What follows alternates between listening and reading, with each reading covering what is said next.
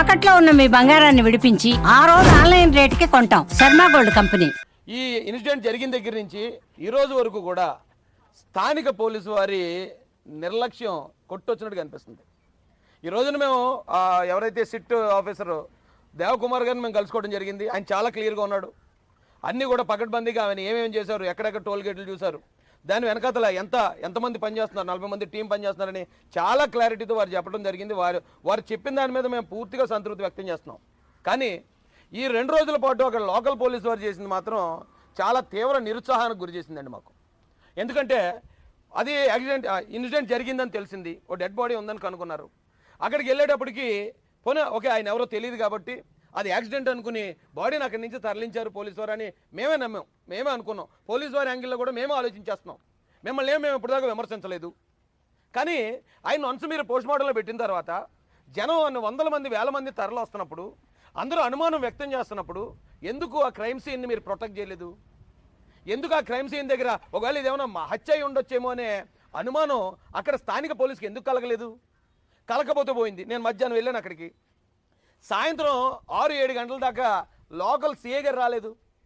Local CA గారికి నేను phone చేస్తే ఏమంటే ఇది యాక్సిడెంట్లో కనిపిస్తుందండి అన్నారు. ఓకే పోనీ ఏంటంటే ఆధారాలు ఇవ్వండి అంటే మేము కుటుంబ సభ్యులకు చూపిస్తామని చాలా నిర్లక్ష్యంగా సమాధానం చెప్పారు. ఏమంటే ఇది 2 రాష్ట్రాల క్రైస్తవుల సమస్య, లక్షలాది మంది దీని మీద ఇంత ఆందోళన చెందుతూ ఉంటే మేము ఓన్లీ ఫ్యామిలీకి మాత్రమే చెప్తామని రూల్స్ మాట్లాడారంటే అది పక్కా నిర్లక్ష్యం. ఈ కేసు యొక్క తీవ్రత కానీ ఈ కేసు యొక్క సున్నితత్వం కానీ ఏమాత్రం తెలియని పోలీసులు ఆ రోజున అక్కడ డ్యూటీ చేశారు. ఈ ప్రాంతంలో పనిచేసిన కొంతమంది పోలీసులను ఇమ్మీడియట్గా సస్పెండ్ చేయాల్సి ఉంది. మొట్టమొదట సీఏ గారిని సస్పెండ్ చేయాలి. రెండోది ఇక్కడి నుంచి ఇది యాక్సిడెంట్ అని చెప్పి గౌరవ నారా లోకేష్ గారికి ఎవరు ఇన్ఫర్మేషన్ ఇచ్చారు, ఎవరు ఇచ్చారో వాళ్ళు ఇమ్మీడియట్గా సస్పెండ్ చేయాలి. ఎందుకంటే నిన్న ఎస్పీ గారు ఆయన ప్రెస్ మీట్ పెట్టినప్పుడు ఇది ఇంకా యాక్సిడెంట్ అని మేము కన్ఫర్మ్ చేయలేదు, అనుమానాస్పద మృతాన్ని మేము ఎంక్వైరీ చేస్తాం అన్నారు. మీరు అనుమానాస్పద మృతాన్ని ఎంక్వైరీ చేస్తున్నాం అన్నమాట మాకెందుకు చెప్పలేదు? లోకేష్ గారికి ఎందుకు చెప్పలేదు? లోకేష్ గారికి చెప్పకపోవడం వల్ల ఆయన ప్రాథమిక విచారణ అనంతరం పోలీసు వారు చెప్పిన దాని ప్రకారం రోడ్డు ప్రమాదం అని ట్వీట్ చేశాడు. ట్వీట్ చేస్తే ఇప్పుడు ప్రతి అడ్డమైనోడు వచ్చి లోకేష్ గారు ఎలా చెప్పేస్తారు, అది రోడ్డు ప్రమాదం అని ఎలా చెప్పేస్తారని చెప్పి ఆయన్ని విమర్శిస్తున్నారు. డబుల్ గేమ్ ఆడుతున్నారా? అక్కడ ఒక మాట చెప్పి ఇక్కడ ఒక మాట చెప్పడానికి లేదా గవర్నమెంట్ని ఉద్దేశపూర్వకంగా మీరు బ్యాక్ చేద్దామని ట్రై చేస్తున్నారా? ఆ పోలీస్ అధికారులను అడుగుతున్నాను నేను, ఎవరు చెప్పారు ఇది యాక్సిడెంట్ అని? అక్కడ యాక్సిడెంట్ అని చెప్పిన తర్వాత మీరు ప్రెస్ మీట్ పెట్టి ఇప్పుడు దాకా ఇది యాక్సిడెంట్ అని ఎందుకు ఆధారాలు చూపించలేదు? ఇది యాక్సిడెంట్ అయితే ఎప్పుడైతే బండి పక్కకి వెళ్ళిపోయిందో ఆ తర్వాత ఉన్న ఫుటేజ్ ఎందుకు రిలీజ్ చేయలేదు?